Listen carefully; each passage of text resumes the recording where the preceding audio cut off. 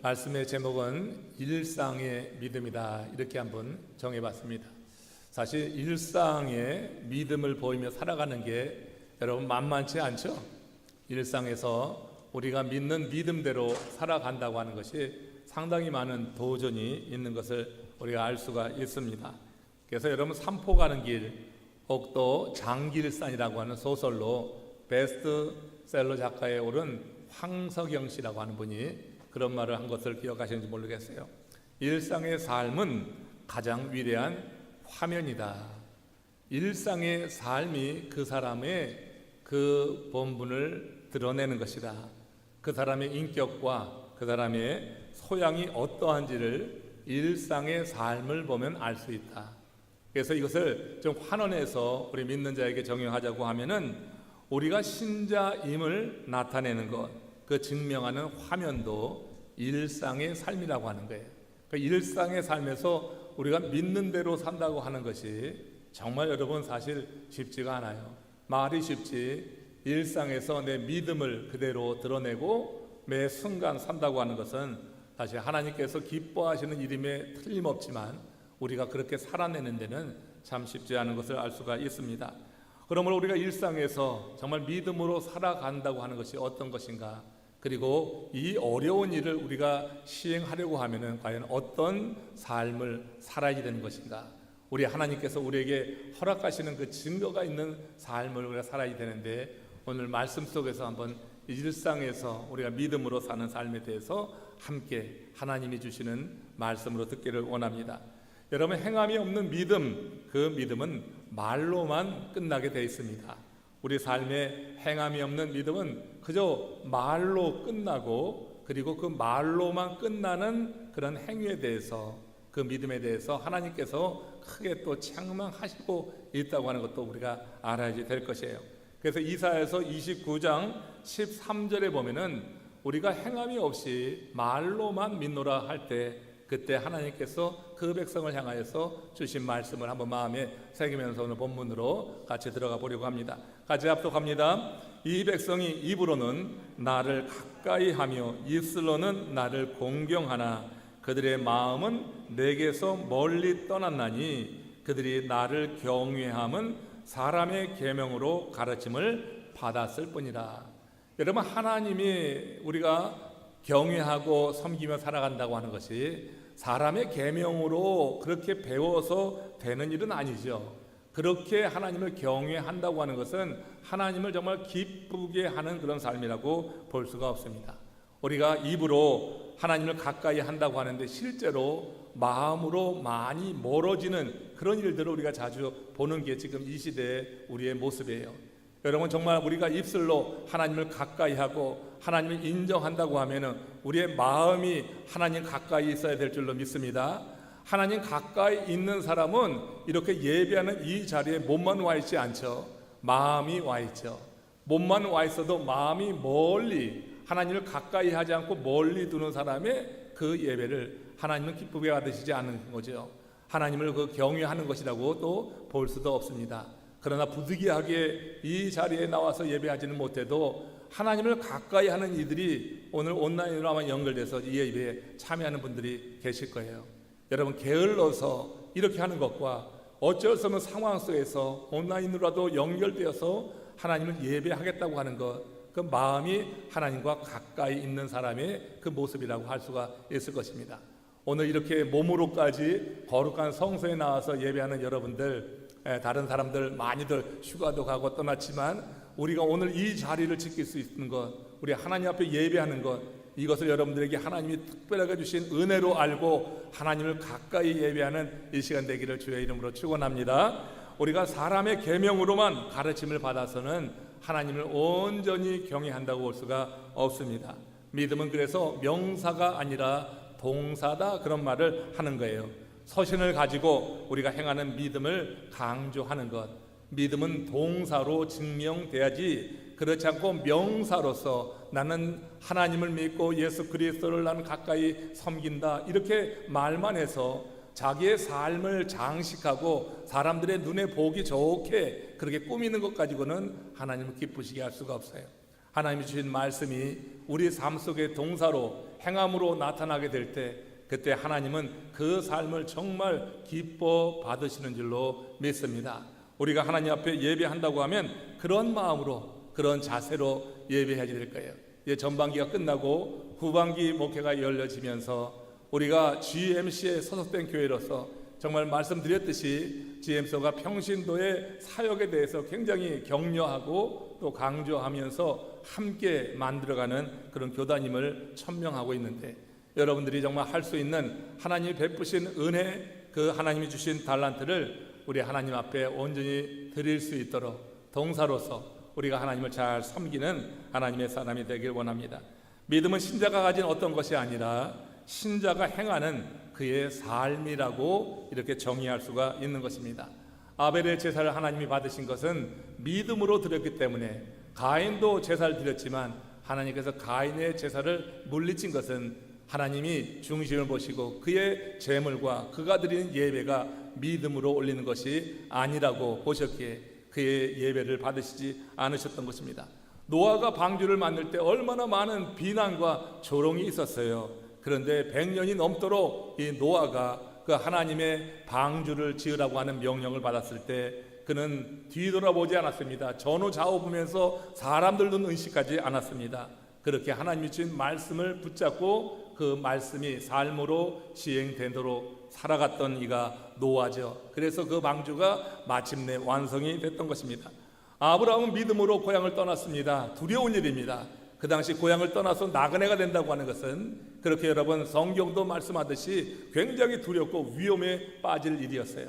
그러나 아브라함은 어디로 갈 바를 알지 못했지만 매일매일 하나님께서 그 걸음을 인도하여 주셔서 가나안까지 들어갈 때까지 뒤돌아보지 아니하고 하나님께서 그를 이끄시는 대로 나옴으로 믿음의 조상이 되어지는 그런 삶이 되었다고 하는 거예요.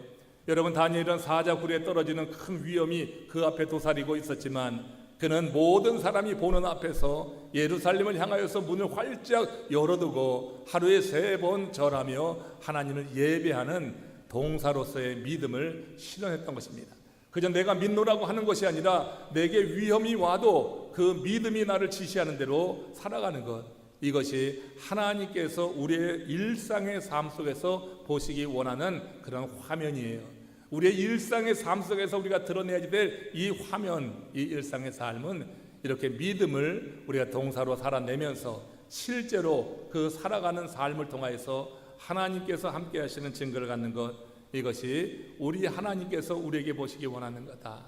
이제 이 후반기 목회를 우리가 시작하면서 정말 하나님께서 특별하게 우리 교회를 통하여서 이루고자 하시는 일들이 분명히 있을 텐데, 여러분 여러 성도님들이 손을 웅크러들지 마시고 손을 펴시고 우리가 함께 손에 손을 잡고 같이 하나님이 기뻐하시는 사역을 이루어낼 수 있기를 원합니다. 믿음을 명사로가 아니라 동사로 사는 사람들에게는 그 삶의 증거가 있다. 오늘 본문이 그렇게 증명합니다. 요한일서 5장 11절에 보면은 이게 바로 우리 안에 있어야 될 증거라고 하는 건데, 같이 합독하겠습니다. 또 증거는 이것이니 하나님이 우리에게 영생을 주신 것과 이 생명이 그의 아들 안에 있는 그것이라. 예수의 생명을 품고 믿음으로 사는 사람들, 그들은 일상에서 말씀대로 사는 중에 그들이 품은 그 믿음을 증명하는 거예요. 우리가 믿음은 장식품이 아니에요. 믿음은 증명해야지 돼요. 내가 믿는다고 하면 증명하는 것입니다.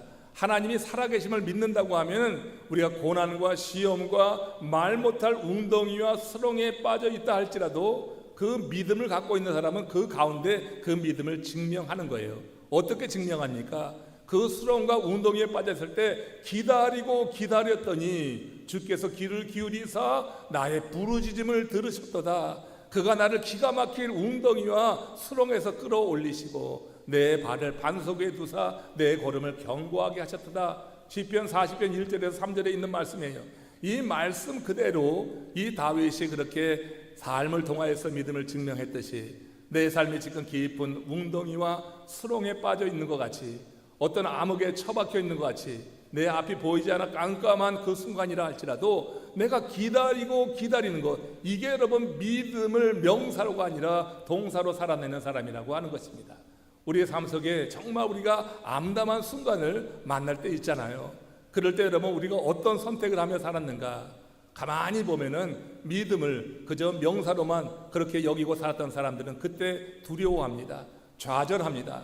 그러나 여러분 믿음이 그 삶을 움직였다고 하면은 그때 우리도 기다립니다. 누굴 기다려요? 하나님의 역사를 기다리는 거예요. 우리 하나님이 내 기도를 들으실 것을 믿고 그래서 끊임없이 구하는 거예요. 내 삶의 절망적이라고 해서 포기하지 않고 그 가운데 하나님이 내 기도를 들으시는 분이다. 하나님은 지금 살아 계시다. 하나님은 구하는 자에게 상을 주시는 이시다 하는 것을 믿음으로 구하는 거예요. 여러분 힘들고 어려울 때 입이 닫히는 사람은 그 삶을 여러분 그 믿음으로 증명하는 것이라고 볼 수가 없어요. 예수의 생명이 그 안에 있다고 볼 수가 없는 것이죠. 정말로 힘든 인생 살아가는 분들이 많이 계십니다. 우리가 꼭 기도해주고 도와줘야 될 이들이 우리 주변에 또 많이 있습니다. 사역을 하다가 정말 갑작스러운 사고를 당해서 지금 이렇게 또 이 마이애미로 이주해 온 그런 선교사님도 계시다고 하는데 함께 여러분 같이 마음을 가지고 기도해 주시길 바랍니다. 믿음으로 산다고 하는 것은 위험을 감내하기로 작정하는 거고, 내가 삶을 통하여서 내게 어떤 불이익이 오고 어려움이 와도 그 가운데 내가 그 믿음대로 살겠다고 하는 거예요. 지금 이 시대에는요, 믿음으로 사는 자와 그렇지 않고 대강 믿음을 명사로 정해놓고 그렇게 자기 장식품으로 삼으면서 사는 이들이 나뉘어지고 있는 이런 모습을 봐요. 우리 교단이 나뉘어진 것도 그런 것입니다. 우리가 GMC에 속해서 함께 우리의 믿음을 지켜나갈 수 있는 것에 대해서 감사하시기를 바랍니다. 정말 여러분 다른 지역에 보면은 이 믿음 지키기 위해서, 믿음으로 살기 위해서 얼마나 많은 희생이 있는지 몰라요. 아니 교회 재산의 절반을 내고 나가도록 그렇게 여러분 강압하는 교단이 어디 있어요? 정말로 힘든 상황에 놓여 있지만 그럼에도 불구하고 교회를 놓치더라도 건물을 놓치는 것이지, 믿음의 사람들은 같이 모이겠다고 해서 교회를 시작하며 그렇게 나가는 이들이 우리 주변에 지금 있는 것이 현실입니다. 우리 믿음이 단지 명사로서 내 의의를 드러내고 내가 이런 사람이야 하고 그렇게 자기 자신의 그 의의를 드러내는 것으로 끝나지 않고 하나님께 영광을 돌리세트로 믿음을 가지고 행하는 하나님의 사람들 되는 것, 그 안에 이렇게 증거를 하나님이 주신다. 예수의 생명이 그 안에 살아 있다고 하는 거예요. 그 아들이 그 안에 있다고 하는 것으로 증명해 주는 것을 들을 수가 있습니다. 우리가 그 가정에서 어떻게 생각할지 걱정하고 주저하지 않는 것입니다. 내 믿음이 지시하는 대로 살아갈 때 어떻게 살 것인가, 내가 이런 일을 당하면 어떠나 저런 일을 당하면 어쩌나 하고 걱정만 하고 주저앉고 있는 것이 아니라고 하는 거예요. 다만 하나님이 그들을 부르셨다고 하는 그 믿는 그 일을 위해서 소신 있게 살아가는 것, 그것이 믿음을 명사로가 아니라 동사로 살아내는 사람들의 모습이고, 오늘 요한일서 5장 10절에서는 이와 관련해서 또 이렇게 우리에게 도전하고 말씀을 주시고 있습니다. 우리 같이 한번 합독하겠습니다. 하나님의 아들을 믿는 자는 자기 안에 증거가 있고 하나님을 믿지 아니하는 자는 하나님을 거짓말하는 자로 만드나니 이는 하나님께서 그 아들에 대하여 증언하신 증거를 믿지 아니하였습니다. 여기 요한 사도가 말하는 믿는 자 안에 있는 증거, 이게 과연 무엇일까? 히브리서 기자는 이걸 가리켜서 선진들이 이로써 증거를 얻었다고 말씀하고 있어요. 이 증거는 우리가 흔히 말하는 심증, 이것이 아니고 법정에서 말하는 어떤 그와 같은 물증도 아니고 이것은 하나님이 허락하신 증거라고 해서 신증이다, 이렇게 말하는 것입니다. 인간이 만들어낸 증거가 아니라 하나님이 주도적으로 믿는 자 안에 주신, 하나님이 주시는 그와 같은 증거, 이것이 바로 믿는 자 안에 있는 증거인데, 이것에 대해서 고린도후서 1장 22절에 사도 바울이 이렇게 말씀하고 있어요. 같이 한번 합독합니다. 그가 또한 우리에게 인치시고 보증으로 우리 마음에 성령을 주셨느니라, 이렇게 말씀하고 있거든요. 여러분, 우리에게 인치시고 우리 마음에 성령을 주셨다. 한마디로 하나님이 우리 안에 주신 증거는 성령이라고 하는 것입니다. 이 성령이 믿음의 증거라고 하는 거예요. 오늘 이 주일이 성령 강림 4번째 주일을 우리가 맞이해서 예배를 드리고 있는데, 여러분 성령 강림, 이것이 어떤 장소가 아니라 이 성령의 임재가 우리의 삶 가운데 경험될 때 우리는 믿음의 증거를 가진 사람이라 이렇게 말할 수가 있을 거예요. 성령은 믿는 자 속에 역사하면서 어려움을 이길 수 있는 그런 힘을 줍니다. 어려움이 극복되지는 않아도 어려움을 이길 수 있는 힘이 성령으로 인해서 우리에게 임하는 거예요. 그래서 성령이 믿음을 동사로 사는 사람의 증거가 되는 거예요. 성령이 우리를 사로잡을 때 어려움 가운데 그 어려움을 이겨나가는 거예요. 그리고 어려움을 극복하고 그 어려움을 해결하는 능력은 하나님이 주시는데, 이렇게 어려움을 이기든지 어려움을 극복하게 하는 것이 성령이 하시는 일이에요. 이것을 가리켜서 성령의 내적인 증거 혹은 외적인 증거라고 하는 거예요. 어려움을 이겨나가는 힘을 주시는 것이 성령의 내적인 증거예요. 성령이 우리 가운데 임할 때 우리가 정말 감당하기 어려운 일들이 있어도 그 가운데 우리가 하나님을 예배하고 하나님 앞에 나오는 것을 거부하지 않고 하나님의 말씀을 들으려고 해요. 그것이 여러분 어려움을 이길 수 있는 힘으로 역사하는 거예요. 이게 바로 성령의 내적인 증거가 되는 거예요. 그렇지 않으면 그 어려움을 극복해 나가고 어려움을 완전히 깨고 그래서 새롭게 살아가는 길을 열어주시는데 그것이 성령의 외적인 증거다. 그래서 우리 믿는 자 안에 이 성령의 임재 속에서 믿는 자에게는 이 두 가지 증거 가운데 하나는 있어야 되는 거예요. 내적인 증거, 어려움이 사라지지 않아도 어려움을 이길 수 있는 힘이 있으면 되잖아요.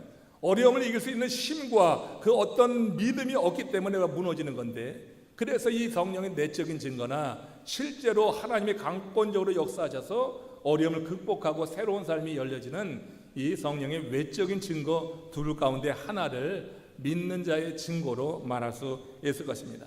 여러분, 이것이 없이는 자기 스스로 말로만 믿노라고 하고 우리도 예수님을 십자가에 못 박을 수 있다고 하는 것, 이것도 우리가 생각해야 될 거예요. 한번 증거를 보여드릴까요? 누가복음 23장 18절, 이 성령의 증거, 내적이든 외적인 증거가 없으면 우리도 이와 비슷하게 그렇게 흘러갈 수밖에 없다고 하는 거예요. 합독하겠습니다. 우리가 일제히 소리질러 이르되 이 사람을 없이 하고 바라바를 우리에게 놓아 주소서 하더라. 지금 무리가 바라바를 놓아주고 이 사람을 없이 하라, 십자가에 달라 하는 이 사람은 누구예요? 예수님이죠. 예수님을 십자가에 달고 강도 바라바를 놓아달라고 예루살렘에 모여있는 그 군중이 그렇게 지금 요구하는 거예요. 빌라도가 6월절이 되어서 그 관례에 따라서 한 사람을 방면해 줄 수 있는데 그 방면해 주고 싶은 사람은 빌라도도 예수 그리스도였어요. 그런데 여러분, 사람들이 요구하는 게 있으니 한 사람을 지목할 수 없어 두 사람을 내놓고 누구를 내가 내어놓으랴 했을 때 사람들이 요구했던 것은 바라바, 그 흉악한 강도를 내주고 예수님을 십자가에 못 박으라고 하는 거예요. 여러분, 지금 예수님을 십자가에 못 박고 강도를 내주라고 하는 이 사람들, 이 군중들이 어떤 사람들이었어요? 바로 며칠 전에 그들이 예수님이 예루살렘에 입성하실 때 종려가지 흔들면서 예수님을 환호하고 환영했던 무리들이에요. 모든 사람이 그렇다고 볼 수는 없지만 대다수 많은 사람이 예수님을 환영하고 그렇게 자식의 겉옷까지 벗어서 양탄자 길을 만들며 나귀 타고 들어오는 예수님을 맞이했던 사람들이에요. 이 사람들이 며칠 사이에 이렇게 바뀌고 만 것입니다. 여러분, 왜 바뀌었을까요? 그 사람들이 그렇게 예수님을 환호하다가 예수님을 저주하는 자로 그 같은 입을 가지고 이렇게 외치고 있는 이유가 무엇일까? 그 당시 여러분, 그 바리새인들이 사람들을 선동한 것입니다. 그 사람들이 갖고 있는 권력을 가지고 사람들을 선동했고 사람들은 선동을 당해서 결국 많은 사람들이 지금 빌라도가 이 둘 중에 누구를 놓아주려 했을 때 그 선동된 사람들이 외치는 거예요. 외치는데 바라바를 놓아달라고 하는 거예요. 그 외침이 하도 크니까 며칠 전에 예수를 향해서 환호하고 환영하던 그 사람들이 감히 목소리를 내지 못하는 거예요. 감히 목소리를 내지 못하고 침묵함으로 말미암아 그들이 외치는 것에 동조하든지 또 이렇게 외쳤던 자들이 그 외침에 같이 동참하든지 하면서 결국 예수를 환호하고 예수를 환영하던 소리는 다 사라지고 말고 바라바를 놓아달라고 하는 그 소리로만 가득 차고 있는 것을 볼 수가 있습니다. 여러분, 예수님을 방면하는 것이 옳고 당연한 일이었지만 그들은 전혀 다른 선택을 하든지 다른 선택을 하는 것에 동조하면서 그냥 그렇게 흘러가고 있는 것을 보는 것입니다. 여러분, 지금 미국 사회에서 이 인간의 성 문제와 관련해서 나타나는 현상들, 교회에서 나타나는 현상들이 이와 유사하다고 하는 것을 저는 생각하고 있습니다. 여러분, 많은 군중들의 그런 요구와 그 소리에 소신 있는 그런 생각을 갖고 있는 이들도 사람들이 그 외침에 파묻혀서 자기의 주장을 하지 못하고 잠깐 믿는 대로 그렇게 선언하지 못하는 이런 현실들을 우리가 보게 되는 거예요. 군중이 여러분 한 사람의 어떤 결정에 얼마나 큰 영향을 미치는지, 우리가 이 외치는 자의 가운데 정말 마음으로는 예수 그리스도를 방면해야 된다고 하는 그 생각이 분명히 있는 사람이 있었을 거예요. 그런데 더 많은 사람들이 큰 목소리로 그렇게 바라바를 놓아주라 하니까 자기의 생각은 여기에 있는데도 불구하고 그 생각을 드러내지 못하고 쫓아가는 이와 같은 사람들을 보면서 여러분, 믿음을 명사로만 갖고 있으면 그렇게 되는 겁니다. 그러나 믿음이 동사로서 그의 삶에 나타난다고 하면은 그 순간에 그렇게 외치는 자들이 소리가 아무리 커도 그 가운데 자기의 목소리를 분명히 낼 줄 알아야 된다고 하는 거예요. 여러분, 이것은 쉬운 일이 아닙니다. 그렇지만 성령이 우리 안에 주신 증거가 있으면은 우리는 그런 순간에라도 우리 안에 있는 믿음을 우리 바깥으로 드러내며 외쳐서 자신의 그 믿음을 분명히 표명할 수 있다고 하는 것이에요. 이와 관련해서 한 대학의 심리학과에서 실험했던 이야기를 좀 나누려고 합니다. 학생 50명을 대상으로 해서 군중 심리 테스트를 한 것입니다. 어떤 태생관이 실험자가 비슷한 크기의 두 판에다가 한쪽에는 검정색을 칠하고 한쪽에는 회색을 칠했습니다. 그리고 실험을 하기 전에 이 실험자가 그 실험을 이끌어가는 교사와 그 학생 40명을 따로 불러가지고 이렇게 요청을 했어요. 이제 이 교사가 어느 판이 검정색이냐 판이냐 물으면은 40명의 이 학생들이 일제히 회색을 가리키면서 이게 검정판이다 그렇게 하라고 미리 입을 맞춰 둔 거예요. 그리고 이제 실험을 이제 시작하게 됐는데 나머지 10명의 학생들이 그런 상황에서 어떤 선택을 할 것인가, 그들도 회색판을 지목할 것인가 아니면 그들이 검정판을 지목하면서 검정색이라고 할 것인가, 이 실험을 하는 거였어요. 실험은 10번에 걸쳐서 진행이 됐는데 첫 번째 교사가 물었습니다. 어느 판이 검정판이가 있을 때 40명이 어디를 가리켰어요? 회색을 지목하면서 이게 검정판이라고 된 거예요. 10명이 어리둥절했어요. 그러나 10명이 처음에는 모두 검정판을 가리키면서 이게 검정색이다 그렇게 자기 의사를 표현했어요. 근데 이게 2번, 3번, 4번, 5번, 10번까지 갔을 때 어떤 현상이 일어나냐면 이 10명 가운데 9명이 이제 회색을 가리키면서 이 회색이 검정판이라고 그렇게 말하는 거예요. 한 명만 검정판을 검정이다 이렇게 말했다고 하는 실험입니다. 여러분, 이 실험은 군중 심리가 개인의 결정에 어떤 영향을 미쳐주는지 그걸 보여주는 좋은 예가 되는 거예요. 여러분, 지금 예수님을 십자가에 못 박고 바라바를 놓아주셔서 하는 그 사람들, 어떤 사람들이에요? 이 사람들이 처음에는 예수를 환호했던 사람이에요. 환영했던 사람이에요. 그런데 이쪽에 목소리가 커지면서 이것이 하나의 대세로 흐름을 잡게 되니까 여기에 이 생각을 갖고 있는 사람들이 이렇게 같이 동조하든지 아니면 자기는 분명히 예수를 놓아줘야 되는데 하는 마음은 있지만 자기의 목소리를 내지 못하고 그냥 동조하고 마는 거예요. 동차하든지 동조하든지 다 그 사람의 믿음은 이것이 여러분 동사가 아니라 명사로서 그가 믿음이라고 하는 것을 갖고 있기 때문에 예수를 믿는다고 하지만 우리가 예수 믿는 믿음이 그렇게 될 수 있다고 하는 거 여러분 생각해야지 돼요. 나라면 결코 그렇지 않을 거야 이렇게 자신할 수 있는 사람이 얼마나 되는지 모르겠어요. 근데 여러분, 이런 실험을 보니까 그렇게 되는 거고 성경의 증거도 실제로 그렇게 환경이 그렇게 몰아가고 그렇게 자기가 그 일을 택하지 못했을 때 자신에게 어떤 불이익이 닥쳐오고 어려움이 온다고 생각하면은 자기의 신념을 내려놓고 군중의 그 심리에 따라서 부안해동하면서 회색을 검정이라고 말할 수 있는 게 바로 인간이라고 하는 거예요. 우리 안에 증거가 없으면은 그렇게 되는 것입니다. 우리 안에 증거가 없으면 그렇게 되는 거예요. 여러분, 이것을 분명히 우리가 알고 믿는다고 말할 때 정말 내 자신이 어떤 상태로 믿는다고 하는 것인지 우리가 분명히 자기를 살펴야 될 줄로 압니다. 요한일서 5장 12절 보십시오. 요한일서 5장 12절에는 이렇게 말합니다. 여러분 성경으로 같이 보십시오. 아들이 있는 자에게는 생명이 있고 하나님의 아들이 없는 자에게는 생명이 없느니라. 아들이 있는 자는 생명이 있어요. 여러분, 우리 안에 예수 그리스도가 거하시면 생명이 있어서 그것이 우리의 믿음을 증명해주는 증거가 되는 것입니다. 혹시 시험에 떨어졌거나 여러분의 사업이 참 침체 기로에 있는데도 불구하고 여러분이 하나님께 나와서 감사한다든지 믿음의 길을 걸어가고 있다고 하면 여러분들이 그 안에 예수의 생명이 있는 거예요. 내적인 증거를 갖고 믿는다고 분명히 말할 수 있어요.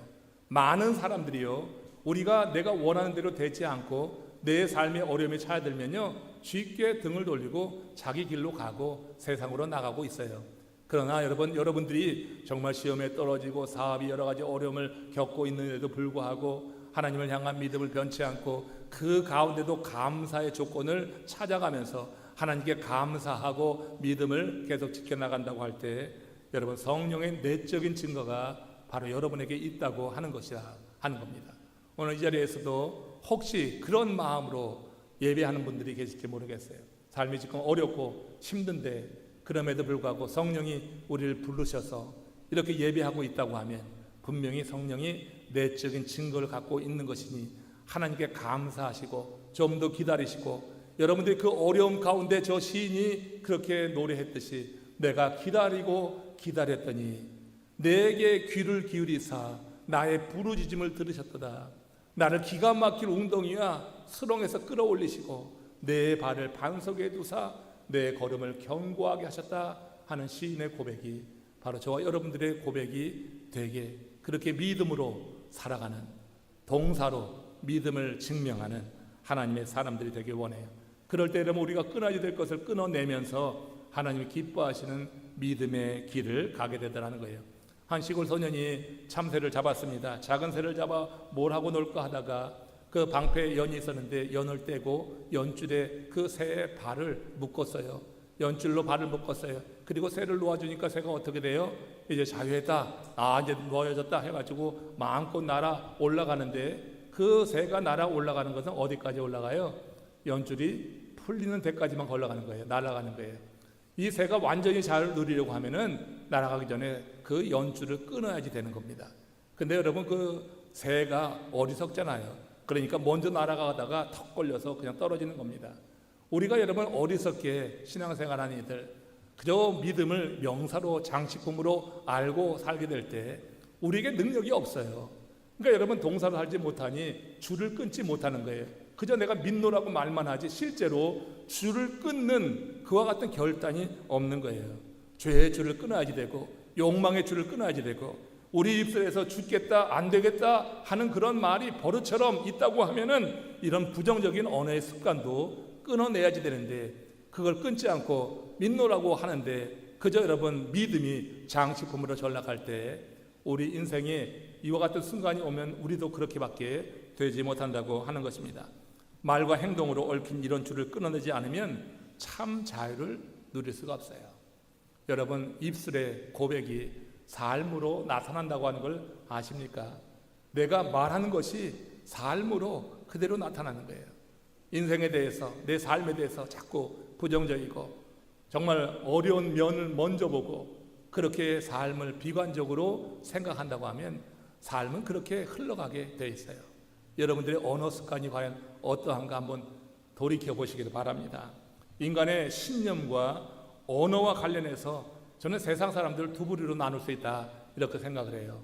어떤 사람이냐면은 그 언어와 신념과 관련해서 자기는 뭐든 할 수 있다, 그 신념이 투철해서 그렇게 믿는 사람이 있고, 나는 아무것도 할 수 없다, 이렇게 믿는 사람이 있어요. 그런데 놀랍게 여러분, 두 부류의 사람들의 말은 다 옳아요. 두 부류의 사람들이 말이 다 옳은 건, 나는 할 수 없다, 자기 신념이 있어서 그렇게 말하는 사람과 나는 할 수 없다 말하는 사람의 말은 다 옳아. 왜냐하면 말 그대로 되기 때문에. 말하는 사람들의 말 그대로 되는 거예요. 말은 견인력도 있고 이렇게 우리를 이끌어가는 능력도 있는 거예요. 그 말을 우리가 온전히 하지 못하면은 우리가 여러분 그 말의 노예가 되고 말에 얽히게 마련이라고 하는 거예요. 사람이 자기 신념으로 말하는 것이 그대로 된다면 하나님의 아들의 생명을 품고 말하는 사람이라고 하면은 더욱더 말할 필요가 없는 거예요. 우리가 주 안에서 모든 것을 할 수 있다고 사도 바울이 말하잖아요. 사도 바울은 비천에 처할 줄도 하고 풍부에 처할 줄도 하고 내가 배고픔과 배부름과 궁핍과 내 비전에도 일체의 비결을 배웠노라 하면서 그는 말합니다. 주 안에서 내가 모든 것을 할 수 있다. 그가 말한 그대로 되는 것은 그가 아들의 생명이 그의 삶을 주관하고 그 아들의 생명이 그에게 언어의 습관을 그렇게 들이게 될 때, 그럴 때 성령이 그 습관대로 그가 말한 대로 역사하도록 역사함으로 인해서 되게 한다고 하는 것입니다. 우리가 여러분 주님을 이렇게 섬기려고 할 때 주님 앞에 우리가 끊어야 될 것을 끊고 주님 앞에 온전히 보여야 될 것을 보일 때 하나님께서 우리에게 역사하시는 것, 또 그렇지 못할 때 하나님께서 우리에게 또 허락하시는 징계, 이에 대해서 예레미야 17장 5절과 7절에서 예레미야 선지자는 이렇게 말씀했는데, 이 말씀 마치 묵상하면서 오늘 말씀을 마무리하려고 합니다. 우리 같이 한번 합독해 읽겠습니다. 여호와께서 이와 같이 말씀하십니다. 무릇 사람을 믿으며 육신으로 그의 힘을 삼고 마음이 여호와께 떠난 그 사람은 저주를 받을 것이라. 그러나 무릇 여호와를 의지하며 여호와를 의지하는 그 사람은 복을 받을 것이라. 사람을 믿으며 육신으로 자기의 힘을 삼고 여호와께 떠난 사람, 그러니까 여호와께 떠난 사람은 결국 사람을 의지할 수밖에 없어요. 사람을 믿는 거예요. 그리고 육신으로 자기의 힘을 삼고 판단합니다. 그러나 그런 이들에 대해서 하나님께서 뭐라고 말씀하셔요? 저주를 받을 것이다. 우리 하나님을 마음으로 떠난다고 하는 것이 이렇게 무서운 일이에요. 우리가 하나님을 섬길 때 단수의 명사가 아닌 동사로 섬기는 하나님의 사람들은 결코 마음으로 여호와 하나님을 떠나지 않습니다. 하나님을 의지하고 하나님을 의뢰하는 가운데 하나님께서 약속하신 이 복을 누리며 그 일상의 삶 속에서 그가 믿음으로 사는 것을 그의 화면에 나타내면서 증명하는 줄로 믿습니다. 이제 후반기 우리의 목회, 여러분들 함께 참여할 이 사역들 가운데 여러분들이 이렇게 주님을 의지함으로 말미암아서 하나님이 우리의 동행하시고 또 모든 삶 속에 우리 하나님께서 이루시는 일을 우리가 보면서 우리가 일상 속에서 믿는 자의 아름다운 삶, 열매를 맺는 그런 삶으로 우리가 준비하며 이제 7월을 맞이하길 바랍니다. 하나님의 영이 저와 여러분들을 사로잡고 예수의 영이 우리 안에서 하나의 증거가 되어서 이렇게 믿음을 증거하는 그런 하나님의 사람으로 세워지기를 주의 이름으로 축원합니다. 우리 함께 고개 숙여서 같이 기도하심으로 우리 안에 하나님이 주시는 이 영이 살아있기를 바랍시다. 우리 영이 우리를 지도하는 것을 한번 우리가 사모하며 우리 안에 이렇게 사람을 믿고 육신의 힘을 의지하는 그런 유혹을 떨쳐내고 성령이 우리 가운데 역사하는 대로 여호와를 의지하며 의뢰하는 가운데 일상의 삶 속에 믿음으로 살아가는 자의 삶, 그 아름다운 증거가 있길 바랍니다. 우리 다 같이 합심으로 기도하시겠습니다.